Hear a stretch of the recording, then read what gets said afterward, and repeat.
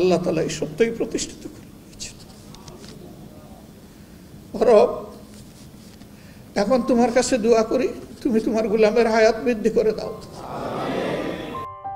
এবার খালাস পেলেন জামায়াত নেতা আজহারুল ইসলাম। ৭১-এর মানবতা বিরোধী অপরাধের মামলায় মৃত্যুদণ্ড পাওয়া এই জামাত নেতা আপিলের রায়ে খালাস পেয়েছেন। মঙ্গলবার প্রধান বিচারপতি ডক্টর সৈয়দ রেফাত আহমেদের নেতৃত্বাধীন ৭ সদস্যের বেঞ্চ এই রায় দেন।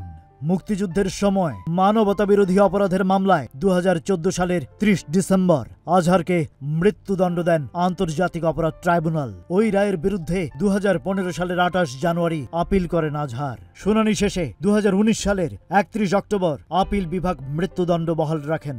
পরে রায়ের বিরুদ্ধে রিভিউ আবেদন করেন জামাত নেতা।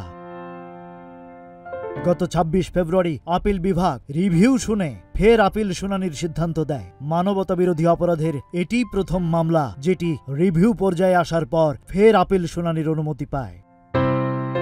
এদিকে জামায়াত নেতা এটিএম আজহারুল ইসলাম খালাস পাওয়ায় সন্তোষ জানিয়ে আল্লাহর দরবারে সিজদায় লুটিয়ে পড়েন দলটির নেতা কর্মীরা। ২ রাকাত শুকরানা নামাজ আদায় করেন তারা। Rajib Raihan, news flash 71।